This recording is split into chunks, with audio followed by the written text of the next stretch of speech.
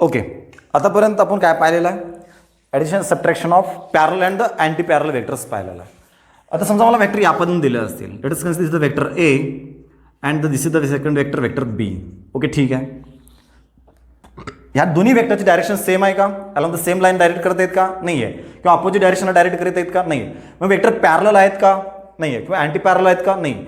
मग या अशा पद्धतीचे वेक्टर असतील, त्या दोन वेक्टरमध्ये एक पर्टिक्युलर अँगल असेल, तर त्या वेक्टरचे ॲडिशन किंवा सबट्रॅक्शन एक्झॅक्टली कशा पद्धतीने केलं जातं त्यासाठीचे आपल्याला लॉ स्टडी करायचे आहेत. ओके, तर त्यातला आपण पहिला लॉ या ठिकाणी स्टडी करूयात. तो आहे triangle law of vector addition. Triangle law of vector addition जो आपण लॉ पाहणार आहोत तो कुठला लॉ या ठिकाणी? Triangle law of vector addition. Triangle law of vector addition. So vector A and the vector B are the given vectors and these two vectors are of the same types. दोन्ही vector कसे येतं? Same टाईप्सचे आहेत. आपल्याला तुम्हाला दोन वेक्टरचा same टाईपचा meaning समजले असेल. ओके, आता दोन वेक्टरची आपल्याला काय करायचे आहे? ॲडिशन करायचे आहे. मग या दोन वेक्टरची ॲडिशन करत असताना आपण काय केलं बघा. हा वेक्टर ए आपण ॲज इट इज ठेवलेला आहे. वेक्टर एमध्ये आपण कुठलाही चेंज केलेला नाही आहे. समजा हा वेक्टर ए असेल. ओके, आता काय केलं मी, हा जो वेक्टर बी आहे याला या पद्धतीने शिफ्ट करून या प्लेसला ठेवलं. आपण वेक्टरला कुठेही शिफ्ट करू शकतो without changing their magnitude and the direction. त्याची डायरेक्शन आणि मॅग्निट्यूड आपण चेंज केली नाही तर आपण वेक्टरला कुठेही शिफ्ट करू शकतो. फिजिक्समध्ये आपण जर पाहायला गेलं तर वेक्टरला आपण कुठेही या ठिकाणी शिफ्ट करू शकतो. म्हणजे समजा आपला असा वेक्टर आहे, म्हणजे मॅग्नेट डायरेक्शन जर चेंज केलं नाही, याला मी उचला उचलून समजा इथं ठेवला, आपण शिफ्ट केला. मी जर त्याला असं लिहिलं, हा वेक्टर बी लिहिला असा, तर हा वेक्टर चेंज झाला आता. म्हणजे तो आपला वेक्टर बी राहिलेला नाही. डायरेक्शन चेंज झाल्यानंतर वेक्टर देखील काय होतो? चेंज होतो. म्हणजे वेक्टर बी जो आहे मी काय केलं, याला इथून शिफ्ट करून या प्लेसला ठेवलं. आता आपल्याला माहिती आहे हा जो आहे वेक्टर एचा कुठला पॉईंट आहे? टेल पॉईंट आहे. आणि वेक्टर बीचा कुठला पॉईंट आहे? हा हेड पॉईंट आहे. मी जस्ट वेक्टर हा बीला उचलला आणि वेक्टर बीला या पद्धतीने प्लेस केलं तर मला वेक्टर बी या पद्धतीने मिळेल. डायरेक्शन आणि मॅग्नेट्यूड दोघांची कशी ठेवली? आपण सेम ठेवलेली आहे. इथला वेक्टर बी उचलला, इथं ठेवलेला, म्हणजे या पद्धतीने तुम्हाला दिसेल तो. ओके, म्हणजे ज्या प्लेसला वेक्टर एचा एंड झालेला आहे तिथून आपण दुसरा वेक्टर स्टार्ट केला, याला म्हणायचं ऑर्डर ऑफ वेक्टर म्हणायचं. Okay, order of vector. तर या केसमध्ये दोन वेक्टर्स कसे आहेत? सेम टाइप्स वेक्टर आहेत. This two vectors are of the same types of vector. Okay, and this two vectors are the two adjacent sides of the triangle. ह्या ट्रायंगलच्या दोन काय आहेत? ॲडजस्टंट साइड्स आहेत. ओके, कारण ट्रायंगलच्या दोन साइड्स आहेत. कारण ट्रायंगल थोडं किती साइड्स असतात? 3 साइड्स असतात. ओके, तर ट्रायंगलच्या कुठल्या साइड्स आहेत? या 2 साइड्स आहेत. ओके, तर या पद्धतीने आपण काय काय केलं या ठिकाणी मी लिहितो या ठिकाणी. This two vectors, if two vectors of same types, हे दोन वेक्टर कसे असले पाहिजेत? सेम टाइप्सचे असले पाहिजेत. आर रिप्रेझेंटेड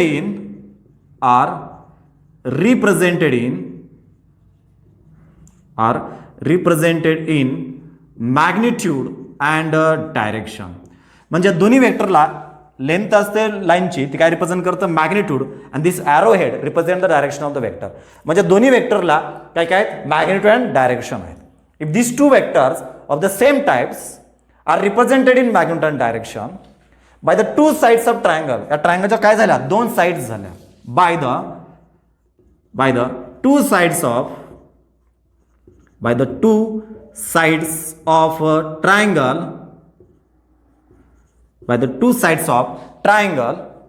ओके, या ट्रायंगलच्या 2 साइड झाल्या. टेकन इन ऑर्डर, हे इम्पॉर्टंट आहे. टेकन इन ऑर्डरचा मिनिंग काय असतं बघा? ज्या ठिकाणी तुमचा पहिला वेक्टरचा एंड झालेला आहे, म्हणजे ज्या ठिकाणी पहिल्या वेक्टरचा हेड आहे तिथून जर सेकंड वेक्टरचा टेल स्टार्ट करत असेल तर याला काय म्हटलं जातं, ऑर्डर म्हटलं जातं. म्हणजे समजा तुमचा असं जर असता, हा वेक्टर ए असा असता आणि इथून जर तुमचा वेक्टर बी स्टार्ट करत असता, म्हणजे ज्या ठिकाणी तुमचा वेक्टर ए संपलेला आहे तिथून दुसरा वेक्टर स्टार्ट झालाय का, नाही आहे, मग याला आपण ऑर्डर म्हणू शकत नाहीये. तर ऑर्डर कशाला म्हणायचं, ज्या ठिकाणी तुमचा वेक्टर ए एंड झालेला आहे तिथून जर वेक्टर बी स्टार्ट करत असेल तर याला काय म्हटलं आपण, ऑर्डर म्हटलं. ओके, तर त्या दोन वेक्टर म्हणजे ट्रायंगलच्या दोन साइड्स आहेत आणि त्यांना आपण कसं घेतलेलं आहे, ऑर्डरमध्ये घेतलेलं आहे. ओके, ठीक आहे. या दोन वेक्टरची आपण स्टोरी सांगितलेली आहे. ओके, ठीक आहे. या दोन वेक्टरची स्टोरी सांगितल्यानंतर आपल्याला त्यांच्या रिझल्टंट वेक्टर विषयी बोलायचं आता. Then the resultant vector, then their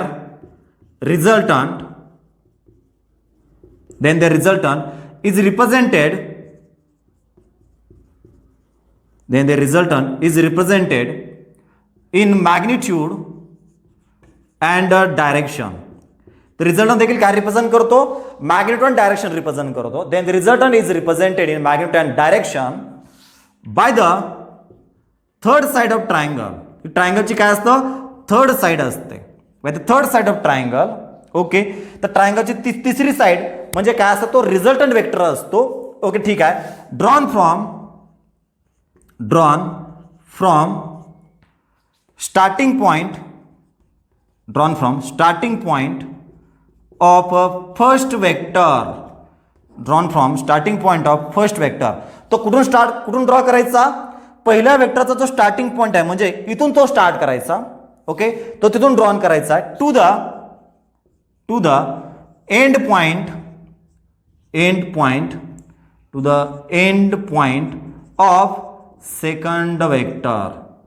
second वेक्टरच्या एंड पॉइंट ड्रॉ करायचा. ओके, काय सांगतो बघा, परत येतं बघा ठिकाणी दोन वेक्टर्स दिलेले आहेत. ओके, इफ टू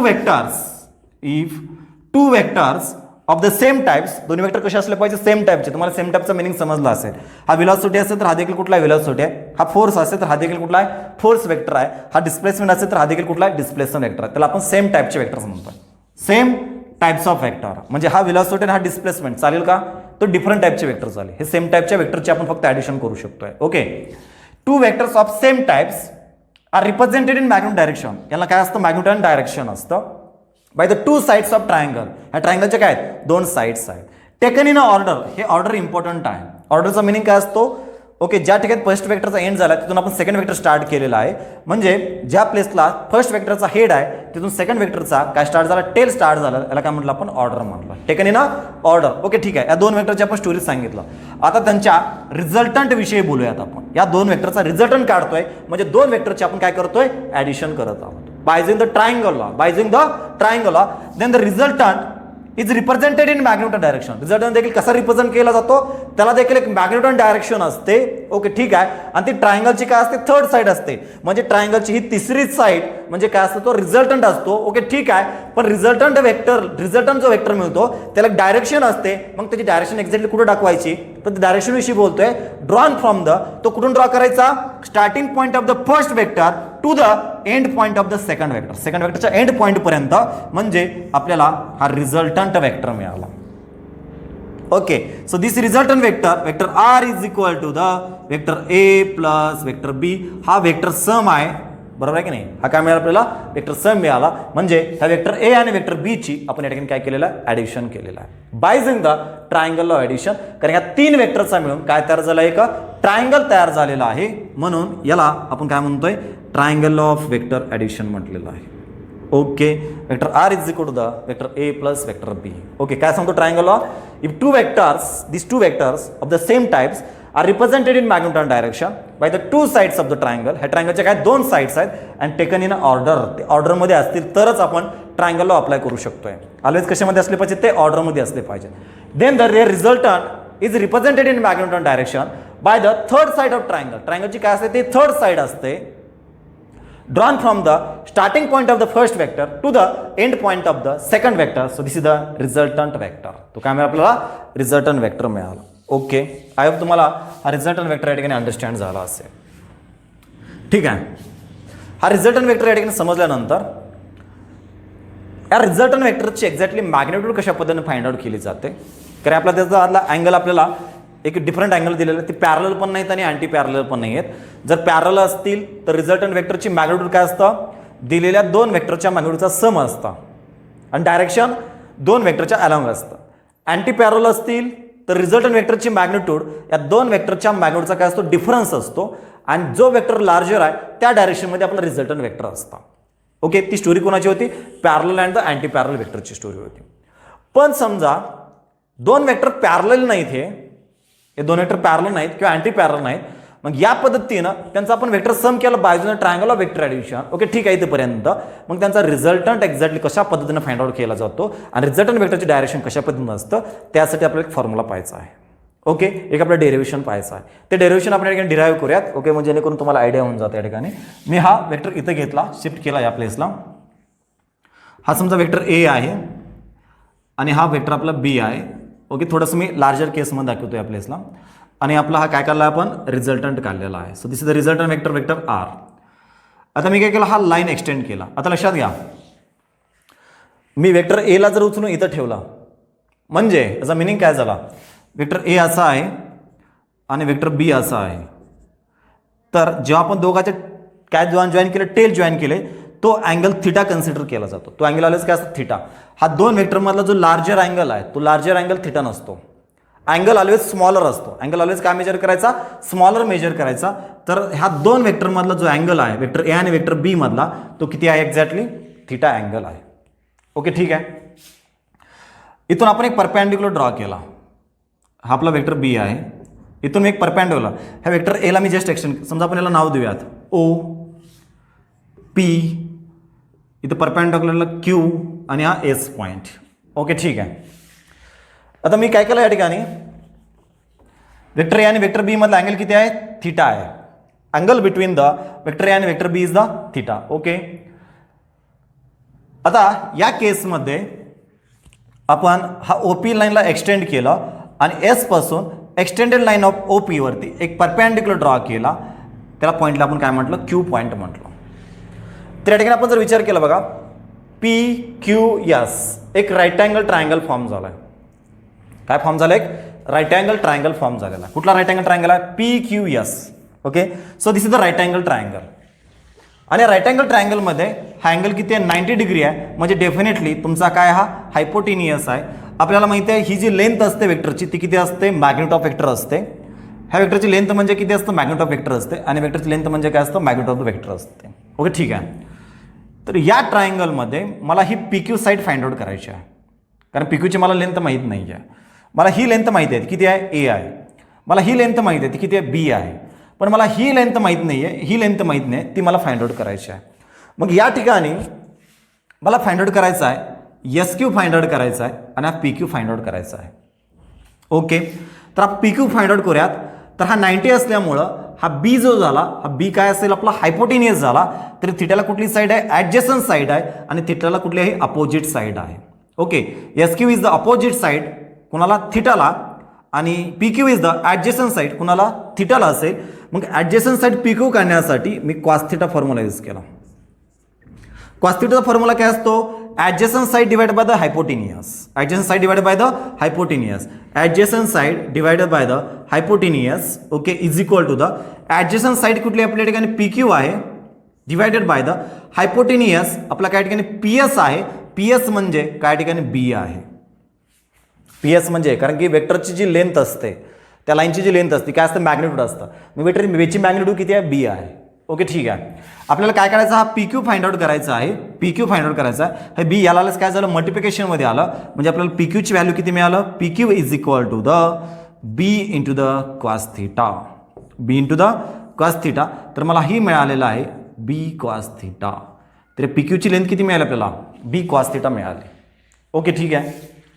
त्यानंतर ही थिटाला कुठली साईड आहे, अपोजिट साईड आहे. अपोजिट साईड काढण्यासाठी आपण काय यूज करतोय, साइन थिटा फॉर्म्युला यूज केला. साइन थिटाचा फॉर्म्युला काय असतो, opposite side divided by the hypotenuse. Opposite side divided by the hypotenuse. Okay, then sine theta is equal to the opposite side थिटाला म्हणजे कुठल्या ठिकाणी एस क्यू आहे, S Q divided by the hypotenuse. Hypotenuse म्हणजे आपला vector बी, कारण 90 opposite काय असतो, ऑलवेज हायपोटिनियस असतो. आपला हायपोटिनियस झाला, त्याची लेंथ किती या ठिकाणी बी आहे. नॉट अ वेक्टर, वेक्टर बी नाही आहे, लेंथ आपण बी घेतलेली आहे. आपला हायपोटिनियस झाला या ठिकाणी, करेक्ट आहे. तर आपल्याला एस क्यू फाइंड आउट करायचा आहे. S Q is equal to the B into the sine theta. S Q is equal to the B into the sine theta. तर मला ही जी व्हॅल्यू मिळालेली आहे ती किती मिळालेली आहे, ही साईड मिळालेली आहे B into the sine theta. Okay ठीक आहे. आता लक्षात घ्या, मी हा complete right angle triangle use करणार आहे. कुठला? ओ क्यू एस, हा राईट अँगल ट्रायंगल. ओके, कुठला right angle triangle? O Q S. या राईट अँगल ट्रायंगलमध्ये मला पायथागोरस थेरम यूज करायचा आहे. कुठं थेरम यूज करायचा आपल्याला? पायथागोरस थेरम यूज करायचा आहे. सो पायथागोरस थेरम काय सांगतो आपल्याला? Okay, hypotenuse square is equal to the base square plus height square. Okay, काय सांगतो आपल्याला Pythagoras theorem? Hypotenuse square is equal to the base square plus height square. Okay, हाईटचा काय घेतला आपण ठिकाणी? स्क्वेअर घेतला. हायपोटेनियस स्क्वेअर आपल्या ठिकाणी ओ एसचा स्क्वेअर. ओके, बेस काय आपल्या ठिकाणी? ओ क्यूचा स्क्वेअर, ओ क्यूचा स्क्वेअर प्लस हाईट काय आपल्या ठिकाणी? एस क्यूचा स्क्वेअर. ओके ठीक आहे. O S square is equal to the O क्यूची जी व्हॅल्यू आहे ओ क्यू, हा ओ क्यू व्हॅल्यू किती आहे? O P plus P Q. ह्या ओ क्यूला काय ठेवू शकतो आपण या ठिकाणी? O P plus P Q ठेवू शकतोय. ओ P plus P Q, correct आहे, as a whole square. Okay, plus S Q square. Then O S value, ही ओ एसची व्हॅल्यू किती आहे? आर आहे. ती लेंथ किती आहे? आर, म्हणजे आरचा स्क्वेअर केला is equal to the O P. O पीची व्हॅल्यू किती आहे? ए आहे. ओ पीची व्हॅल्यू किती आहे ठिकाणी? A plus P Q. P क्यूची व्हॅल्यू किती आहे? B cos theta. B into the cos theta whole bracket square plus. Okay, whole ब्रॅकेटचा काय झाला ठिकाणी? स्क्वेअर झालेला आहे. Next S Q. एस क्यूची व्हॅल्यू किती आहे? B sine theta. B into the sine theta whole ब्रॅकेटचा square. So R square is equal to the, ह्याला A plus B whole square formula आपण स्प्लिट केला. ओके, ए plus B whole square formula काय सांगतो आपल्याला? ए plus B whole square जर असेल त्याचा फॉर्म्युला झाला ए square plus B square plus 2ab. काय असतो फॉर्म्युला? ए square plus B square plus 2ab. त्या फॉर्म्युल्यानुसार आपण याला स्प्लिट केलं, कारण इथे ए प्लस बी होल ब्रॅकेटचा काय स्क्वेअर आहे, म्हणजे ए प्लस बी कॉस थिटाचा. इथं स्मॉल एचा स्क्वेअर म्हणजे कॅपिटल एचा स्क्वेअर झाला प्लस स्मॉल बीचा स्क्वेअर म्हणजे ही क्वांटिटी बी स्मॉल बी झालं, म्हणजे B square cos square theta. Okay, plus हे 2 as it is. Small A म्हणजे कोणाची व्हॅल्यू आहे? एची व्हॅल्यू आहे.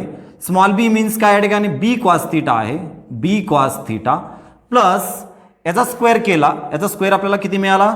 बी square into the sine square theta. काय मिळालं आपल्या ठिकाणी? B square into the sine square theta. Okay, तर R square is equal to the हे A square as it is plus या दोन टर्ममधून, okay, B square cos square theta आणि B square sine square theta, त्या दोघांमधून काय common निघेल? बी स्क्वेअर कॉमन निघालं. बी स्क्वेअर कॉमन निघाल्यानंतर ब्रॅकेटमध्ये काय राहिल्या ठिकाणी? Cos square theta plus sine square theta, आणि या साईडला काय राहिल्या ठिकाणी? Plus 2ab into the cos theta. पण आपल्याला माहिती आहे cos square theta plus sine square theta ही जी व्हॅल्यू असते ती किती असतं? 1 असतं. ही व्हॅल्यू लक्षामध्ये घ्यायचं. Okay, cos square theta plus sine square theta ही व्हॅल्यू किती झालं? 1 झालं. मॅथमॅटिक्समधलं व्हॅल्यू लक्षात ठेवा. तर आपल्याला आर स्क्वेअरची व्हॅल्यू किती मिळालं? R square is equal to the A square plus B square, ही व्हॅल्यू 1 झालं, म्हणजे काय राहिलं ठिकाणी? Plus 2ab into the cos theta. ही आर स्क्वेअरची व्हॅल्यू आपल्याला मिळाली. पण आपल्याला आर फाइंड आउट करायचा आहे. So R means magnitude of the resultant vector. जो आपण हा रिझल्टंट वेक्टर काढलेला आहे, vector A plus vector B या दोघांचा वेक्टर सम करून त्याची ती मॅग्निट्यूड असेल, किंवा vector A plus vector B याची magnitude, vector A plus vector B ह्यांचा जो वेक्टर सम केलेला आहे त्याची मॅग्निट्यूड आपल्याला आपण आर कन्सिडर केलेली आहे. ती आपल्याला किती मिळालेलं आहे? अंडर रूट ऑफ हा आरचा स्क्वेअर एवढी व्हॅल्यू आहे. तर आपल्याला आर इज इक्वल टू काय मिळेल? R is equal to the A square plus B square plus 2ab into the cos theta. So this is an expression for the magnitude of the resultant vector. तर resultant वेक्टरची magnitude आपण या फॉर्म्युल्यानं find out करतो. Magnitude of the resultant vector. Okay ठीक आहे.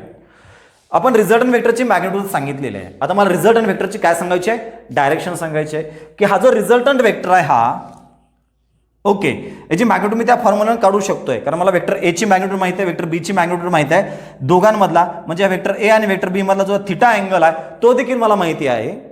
म्हणजे मी जो ह्या दोन वेक्टरची ॲडिशन म्हणजे वेक्टर ए प्लस वेक्टर बी हे एक्झॅक्टली याची मॅग्निट्यूड एक्झॅक्टली आपण वेक्टर आर कन्सिडर केलेला आहे, वेक्टर आर यांचा रिझल्ट, त्याची मॅग्निट्यूड मी एक्झॅक्टली त्या फॉर्म्युल्यानं काढू शकतो. पण हा जो वेक्टर आर आहे तो वेक्टर ए पासून किती अँगल वरती आहे, अल्फा अँगल वरती आहे. म्हणजे त्या वेक्टर आर ची direction with respect to the A किती आहे सांगण्यासाठी मी काय यूज केलंय, अल्फा हा अँगल कन्सिडर करतोय.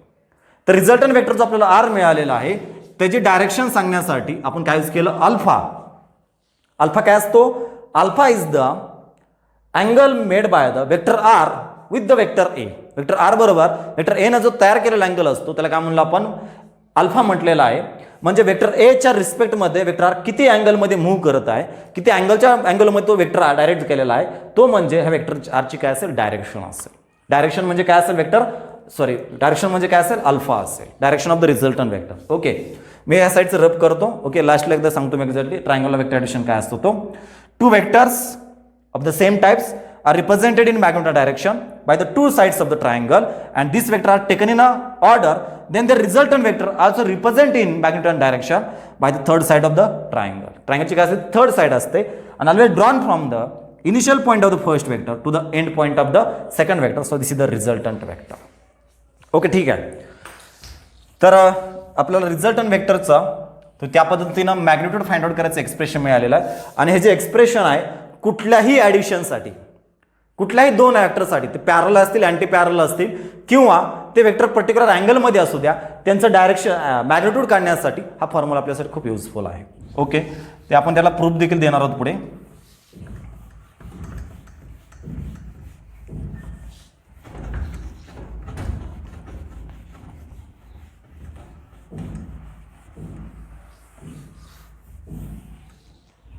ओके, नाव डायरेक्शन या केसमधून हा अल्फा काय सांगतोय, direction of vector R with respect to the vector ए.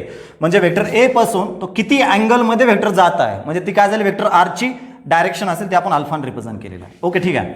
आता या ट्रायंगलमध्ये बघा आपण हाच ट्रायंगल यूज करणार आहोत. कुठला ट्रायंगल आहे हा, O Q S. Triangle O Q S. या ट्रायंगलमध्ये मला टॅन अल्फा फॉर्म्युला यूज करायचा आहे. कुठला formula, tan alpha. Okay, is equal to the, तो झालं हे एक्सप्रेशन कशाचं आहे, magnitude of the resultant vector. हे एक्सप्रेशन कशाचं आहे, मॅग्निट्यूड ऑफ रिझल्टंट वेक्टर. म्हणजे दोन वेक्टरचे आपण जेव्हा ॲडिशन केलं त्यावेळेस जो रिझल्टंट वेक्टर मिळाला मला त्या वेक्टरची मॅग्निट्यूड काढण्याचं हे एक्सप्रेशन आहे. आता वेक्टरची काय काढायची आपल्याला, डायरेक्शन करायची आहे. Direction of resultant, direction of resultant vector means vector R. Vector आरची आपण काय करणार आहोत, डायरेक्शन करणार आहोत. मी डायरेक्टली हा ट्रायंगल यूज केलेला आहे ओ क्यू एस. याच्यामध्ये टॅन अल्फा फॉर्म्युला यूज केला. टॅन अल्फाचा फॉर्म्युला असतो opposite side divided by the adjacent side. Opposite side, तर या अल्फाला अपोजिट साइड, आता हा बी नाही आहे कारण आपण ट्रायंगल जो कन्सिडर केलेला आहे तो कुठला आहे, ओ क्यू एस. हा अल्फाला अपोजिट साइड कुठली आहे, एस क्यू. अपोजिट साइड कुठली आहे, S Q. Means tan alpha is equal to the s q divided by the अल्फाला ॲडजसंट साइड. ॲडजसंट साइड म्हणजे ही झाली O Q. O Q adjacent side O Q. Okay ठीक आहे. So tan alpha is equal to the S Q divided by the O Q. ह्या O क्यूला कसं लिहू शकतो आपण, O Q means O P plus P Q. O P plus P Q म्हणजे काय झालं, तो ओ क्यू झालेला आहे. So O P plus P Q. Okay, so tan alpha is equal to the S Q ची value किती आपल्याकडे, S Q ची व्हॅल्यू आहे B sine theta.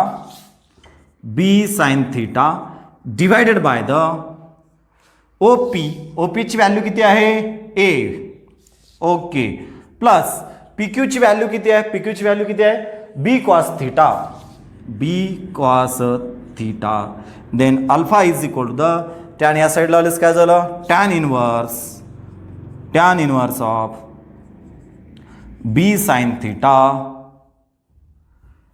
Tan inverse B sine theta divided by the a plus b into the cos theta. So this is an expression for the direction of resultant vector. म्हणजे एच्या रिस्पेक्टमध्ये बी किती डायरेक्शनला किती अँगलनी move करत आहे ती त्या वेक्टरची काय असेल, डायरेक्शन असेल. तर या पद्धतीनं आपण वेक्टर आर ची काय फाइंड आउट केलेलं आहे, डायरेक्शन फाइंड आउट केलेली आहे. ओके, तर एक्सप्रेशन व्यवस्थित लक्षामध्ये राहू द्या. एक्सप्रेशन हे फायनल जे एक्सप्रेशन काढलेलं आहे ते आपण प्रत्येक वेक्टरचा जो रिझल्टंट काढायचा असेल तुम्हाला ॲडिशन करून डिफरंट अँगलसाठी, पॅरल असेल की अँटी पॅरल त्याच्यासाठी देखील हा ॲप्लिकेबल आहेच. ओके, तर त्या केसमध्ये आपण याचा यूज इझिली करू शकतो आहे. Okay, so this is about the magnitude expression, direction expression of the resultant vector.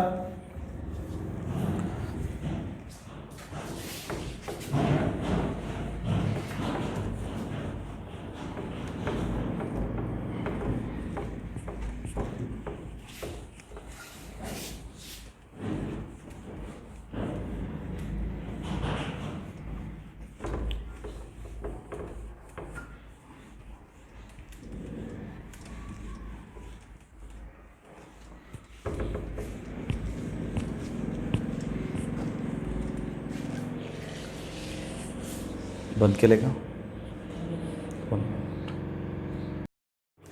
तर ट्रायंगल ऑफ वेक्टर ॲडिशन आपण अप्लाय केलं, resultant magnitude expression and direction expression आपण फाइंड आउट केलं.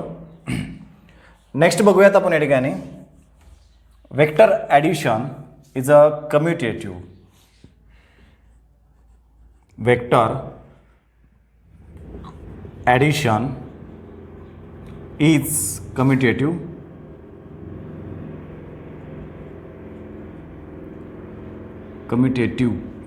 Okay, vector addition is a commutative. म्हणजे दोन vectors दिलेत आपल्याला आणि त्याला आपण दोन डिफरंट वेनं आपण त्यांची ॲडिशन करणार आहोत. आणि जेव्हा आपण दोन डिफरंट वेनं त्याची ॲडिशन करतो तेव्हा ती ॲडिशनचा जो रिझल्टंट मिळतो आपल्याला, तो रिझल्टंट कसा मिळतो आपल्याला, सेम मिळतो. त्याला आपण काय म्हटलेलं आहे, vector addition is a commutative. So this is the commutative law of vector addition. Okay, म्हणजे समजा मी वेक्टर ए घेतला पहिला वेक्टर प्लस वेक्टर बी घेतला, हा दोन वेक्टरची मी ॲडिशन केलं.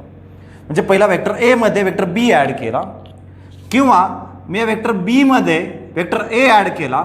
या दोन डिफरंट वेनं या दोघांची मी ॲडिशन जर केलं तर ते ॲडिशन मला ऑलवेज कसं मिळतं, सेम मिळते. म्हणजे दोघांचा रिझल्टंट आपल्याला कसा मिळतो, सेम मिळतो. त्याला काय म्हणलं आपण, vector addition is a commutative. तर आपण या ठिकाणी बघूयात एक्झॅक्टली कशा पद्धतीनं असतं ते. सो समजा आपण हा पहिला वेक्टर घेतलेला आहे वेक्टर ए आणि हा दुसरा वेक्टर घेतलेला आहे vector B. So this two vectors are in a order.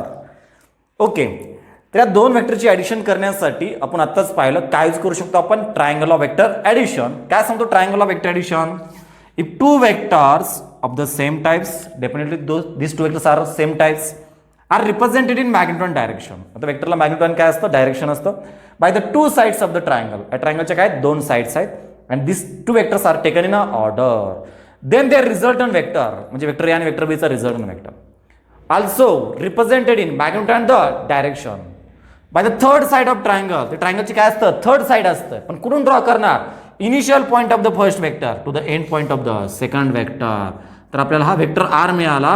Vector R is equal to the काय असतं, vector A plus vector B is equal to the vector R. म्हणजे पहिल्या केसमध्ये मिळाला आपल्याला vector A R is equal to the vector A plus vector B. Okay, let us consider equation number first. Now next one. आता मी vector बीला shift केलं या प्लेसला. आपल्याला माहिती आहे वेक्टर आपण कुठेही शिफ्ट करू शकतोय without changing their magnitude and the direction. मी आपण त्याला पॅरलली शिफ्ट केलं. वेक्टर बीला कसं शिफ्ट केलं, त्याला पॅरलली शिफ्ट करून याला या पद्धतीने प्लेस केला. ओके, तर आपल्याला हा वेक्टर बी मिळाला without changing their magnitude and the direction. Okay, म्हणजे जेवढ्या लेन्थचा या ठिकाणी वेक्टर बी असेल तेवढाच या ठिकाणचा आहे. डायरेक्शन दोघांची कशी आहे, सेम आहे. आणि सिमिलरली ह्या वेक्टर एला शिफ्ट केलं मी या प्लेसला, तर आपल्याला हा वेक्टर ए मिळाला. तर मी त्याचे डायरेक्शन आणि मॅग्निट्यूड कशी ठेवलेलं आहे, सेम ठेवलेलं आहे. या पद्धतीनं हा वेक्टर ए मिळाला. आता पहिला वेक्टर कुठला आपला, वेक्टर बी आहे. सेकंड वेक्टर कुठला आहे? वेक्टर ए आहे. हे दोन वेक्टर कसे आहेत? तर ऑर्डरमध्ये आहेत. म्हणजे डेफिनेटली या दोन वेक्टरच्या ॲडिशनसाठी मी काय यूज करू शकतो? ट्रायंगल वेक्टर ॲडिशन यूज करू शकतो. Because to vectors are in order, these two vectors of the same types, these two vectors are the two sides of the triangle, then definitely third side of the triangle means a resultant of vector B and the vector A. And this resultant vector always drawn from the initial point of the first vector to the end point of the second vector.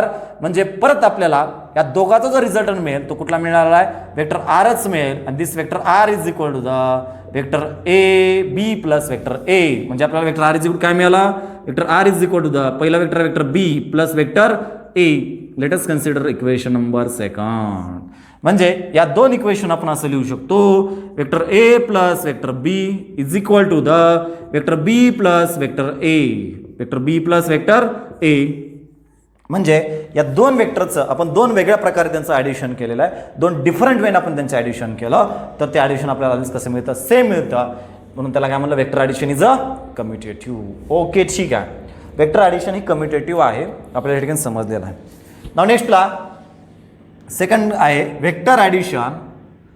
Vector addition is associative. Vector addition is associative. Vector addition कशी असते? Associative असते. Okay, म्हणजे associate कशा पद्धतीने असते बघा या ठिकाणी. समजा वेक्टर ए आहे. ओके, हा वेक्टर जो आहे vector B plus vector C चे आपण अगोदर ॲडिशन केलं. Vector B plus vector C चे ॲडिशन करून आपल्याला रिझल्टंट मिळाला आणि यांच्या रिझल्टंटमध्ये आपण वेक्टर ए ॲड केला. ओके, किंवा आपण अगोदर वेक्टर ए प्लस वेक्टर बी चे ॲडिशन केलं आणि यांच्या रिझल्टंटमध्ये वेक्टर सी ॲड केला तरी ती दोन्ही आपल्याला कसं मिळतं? सेम मिळतं. त्याला काय म्हणलं आपण? असोसिएटिव्ह लॉ म्हटलं. कुठला लॉ आहे तो? असोसिएटिव्ह लॉ आहे. म्हणजे वेक्टर ए कुणामध्ये ॲड केला? वेक्टर बी प्लस वेक्टर सीचा जो रिझल्टंट आहे त्याच्यामध्ये आपण वेक्टर ए ॲड केला, किंवा वेक्टर ए प्लस वेक्टर बीचा जो रिझल्टंट मिळतो त्याच्यामध्ये आपण वेक्टर सी ॲड केला. तर म्हणजे आपण दोन डिफरंट वेनं जरी आपण त्यांची ॲडिशन केलं तर ते आपल्याला ॲडिशन कशी मिळणार आहे? सेम मिळणार आहे. ते आपल्या ठिकाणी प्रूफ द्यायचं आहे. या ठिकाणी आता दोन वेक्टर नसून किती वेक्टर्स आहेत? 3 वेक्टर्स आहेत. ओके, ठीक आहे. मी आपण वेक्टर ए, वेक्टर बी आणि वेक्टर सी कन्सिडर करणार आहे आणि असोसिएटिव्ह लॉ या ठिकाणी आपण प्रूफ देणार आहोत. Okay, so let us consider this is the vector A, another vector is a vector B and third vector is a vector C. Okay, चालेल, काय अडचण नाही. आपण मला 3 वेक्टर्स दिलेले आहेत. सगळ्यात पहिल्यांदा आपण vector B plus vector C चे ॲडिशन करूयात. Vector B plus vector C चे ॲडिशन करूयात. आता जर पाहायला गेले दोन वेक्टर्स कसे आहेत? ऑर्डरमध्ये आहेत. वेक्टर बी आणि vector C are in a order. जर हे दोन वेक्टर्स ऑर्डरमध्ये असतील तर त्यांची ॲडिशन करण्यासाठी आपण काय यूज करू शकतोय? Triangular vector addition. Because these two vectors of the same types, these two vectors are two sides of the triangle. Then third side of triangle means resultant of the vector B and the vector C, which is drawn from the initial point of the first vector to the end point of the second vector. तर मला हा resultant मिळाला.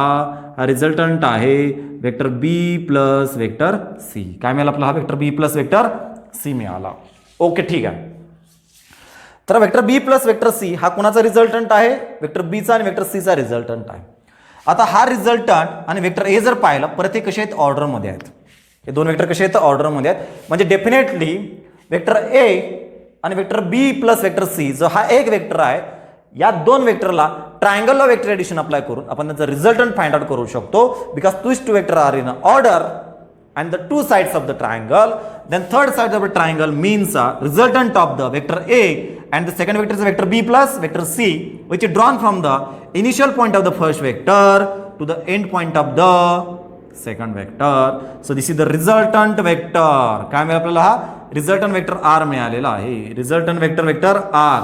मग हा resultant vector R काय मिळाला? जो पहिला वेक्टर आपला तो कुठला आहे? वेक्टर ए आहे. प्लस जो दुसरा वेक्टर आहे तो कुठला आहे? या ठिकाणी vector B plus vector C आहे. ओके, समजा इक्वेशन नंबर फर्स्ट कन्सिडर केलं. आता सेकंड केसमध्ये अगोदर मी काय केलं? या ठिकाणी सेकंड केसमध्ये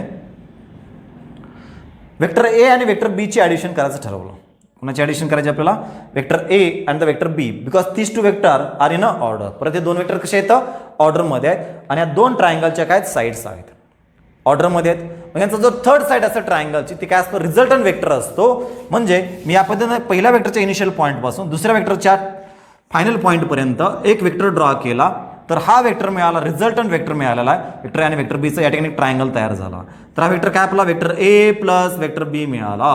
हा पहिला वेक्टर आहे, vector A plus vector B. आणि जो दुसरा वेक्टर वेक्टर सी आहे. परत जर पाहिलं तर हे 2 वेक्टर्स कसे आहेत, ऑर्डरमध्ये आहेत. कारण ज्या प्लेसला वेक्टर ए प्लस वेक्टर बीचा एंड झालेला आहे तिथून वेक्टर सी स्टार्ट झालेला आहे. म्हणजे परत ह्या 2 ट्रायंगलच्या काय झाल्या, साईड झालेल्या आहेत. आणि दिस 2 वेक्टर्स आर इन ऑर्डर. म्हणून ट्रायंगलची थर्ड साईड असेल तो काय असेल, रिझल्टंट असेल. First vector is vector A plus B आणि सेकंड इज वेक्टर सी. आणि परत तो आपल्याला काय म्हणतो, वेक्टर आर मिळाला. काय म्हणतो आपल्याला, तो आर. कारण पहिल्या वेक्टरच्या इनिशियल पॉईंटपासून ते सेकंड वेक्टरच्या एंड पॉईंटपर्यंत आपण तो वेक्टर ड्रॉ केला तर मला वेक्टर आर मिळेल. Vector R is equal to the first vector आपल्याला मिळालेला आहे vector A plus vector B plus second vector मिळाला आपल्याला vector C. Let us consider equation number second. आणि दोन्ही इक्वेशन आपण या पद्धतीने सांगू शकतोय कारण दोघांचे राईट हँड साईड कशा ठिकाणी लेफ्ट हँड साईड कशा सेम आहे. किंवा वेक्टर आरची व्हॅल्यू आपण इथं पुट केलं तर आपल्याला काय मिळेल बघा, vector A plus vector B plus vector C is equal to the in bracket vector A plus vector B whole plus vector C.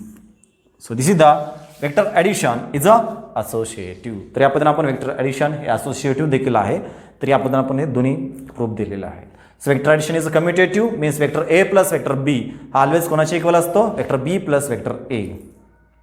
आणि वेक्टर असोसिएटिव्ह काय सांगतो, वेक्टर ॲडिशन असोसिएटिव्ह केला काय सांगतो या ठिकाणी, vector A plus in bracket vector B plus vector C is equal to the vector A plus vector B plus vector C. Okay, तर हे दोन्ही या ठिकाणी लक्षामध्ये राहू द्या. Vector addition is a commutative and vector addition is a associative. Okay,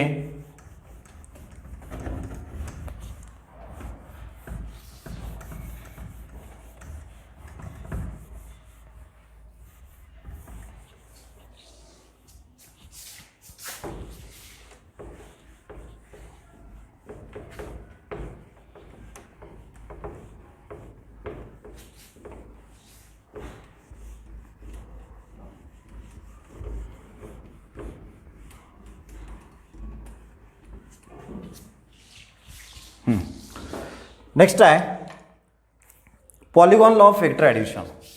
next काय, polygon law of vector addition.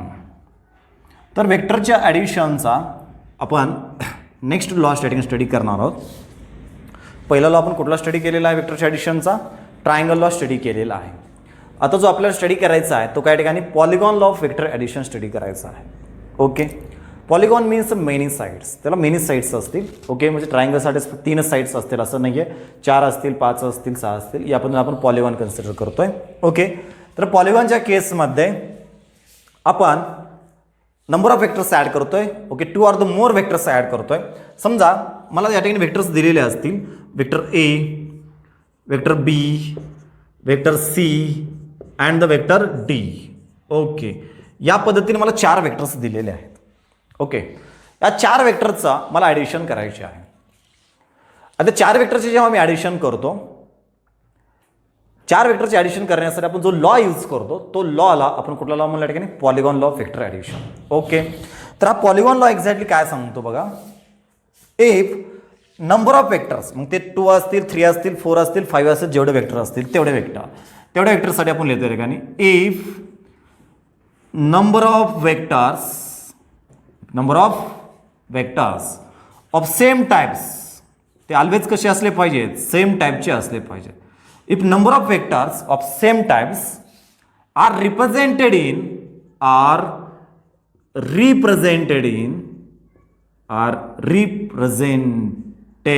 In magnitude and direction, कशामध्ये रिप्रेझेंट केले आहेत, प्रत्येकाला एक मॅग्निट्यूड काय एक डायरेक्शन आहे. Okay, this number of vectors of the same type, सगळे सेम टाइपचेच असले पाहिजेत, are represented in magnitude and the direction by the sides of incomplete incomplete polygon. Incomplete polygon taken in order. Taken in order. Okay, इथेपर्यंत आपण बघूयात. या 4 वेक्टरची story इथेपर्यंत सांगितलेलं आपण. आपल्याला काय सांगितलेलं आहे, इफ नंबर ऑफ वेक्टर्स कसे आहेत ते सेम टाईपचे आहेत आणि प्रत्येकाला काय मॅग्निट्यूड आणि डायरेक्शनमध्ये रिप्रेझेंट केलेलं आहे आणि ते कशामध्ये ऑर्डरमध्ये आहेत आणि त्या इनकम्प्लीट पॉलीगॉनचे समजा साईड्स आहेत. आता मी काय केलं, या 4 वेक्टरला अगोदर ऑर्डरमध्ये घेतलेला आहे. ऑर्डरमध्ये आपण लिहूया त्यांना. समजा हा पहिला वेक्टर आपण इथे ठेवलेला आहे, वेक्टर ए. त्याचे मॅग्निट्यूड डायरेक्शन कशाचे पाहिजे, सेम असले पाहिजे. हा वेक्टर बी ला उचललं, मी या पद्धतीने इथं शिफ्ट केलं. आपण याला या पद्धतीने शिफ्ट केलेलं या प्लेसला. ओके, तर त्याचे विदाउट चेंजिंग मॅग्निट्यूड आणि डायरेक्शन आपण ते बी ला एक्झॅक्टली या पद्धतीने प्लेस केलेलं आहे. ओके, मॅग्निट्यूड डायरेक्शन कशी असली पाहिजे, सेम. म्हणजे वेक्टर बी उचलला आपण या प्लेसला ठेवलेला आहे. ओके, ठीक आहे. त्यानंतर हा वेक्टर सी उचलला आणि बीच्या आपण या प्लेसला ठेवलेला आहे. तर आपला हा वेक्टर सी झालेला आहे. अरे ओके, वेक्टर सी. त्यानंतर हा वेक्टर डी उचलला आणि त्याला या पद्धतीने प्लेस केला, vector D. Okay, magnitude direction या ठिकाणी सेम दाखवा. तर हे सगळे वेक्टर आपण कसं केलेलं तर ऑर्डरमध्ये घेतलेलं आहे. Taken in order. ऑर्डर म्हणजे काय असतो, ज्या ठिकाणी फर्स्ट वेक्टर संपवतो तिथून दुसरा वेक्टर स्टार्ट झाला. ज्या ठिकाणी बघा इथं हा वेक्टर संपला, इथून दुसरा वेक्टर स्टार्ट झाला. ओके, मीन्स हेड जो असतो फर्स्ट वेक्टरचा तिथून सेकंड वेक्टरचा टेल स्टार्ट करत असतं, तर आपण काय म्हणलं ऑर्डरमधलं. तर हे 4 वेक्टर कसे आहेत ऑर्डरमध्ये आहेत. आणि पॉलिगॉन कंप्लीट आहेत का, नाही आहे. तर इनकम्प्लीट पॉलिगॉनच्या काही साईड्स आहेत, sides of the incomplete polygon. Okay, then their resultant is represented in magnitude and direction. The resultantला देखील काय असते, magnitude and the direction by the remaining side of polygon. तर ती पॉलिगॉनची काय असतील, राहिलेली साईड असतं. तर राहिलेली साईड पॉलिगॉनची ही आहे, by the remaining side of the polygon. Okay, ठीक आहे. पण कुठून ड्रॉ करायचे, drawn from initial point of first vector to end point of last vector.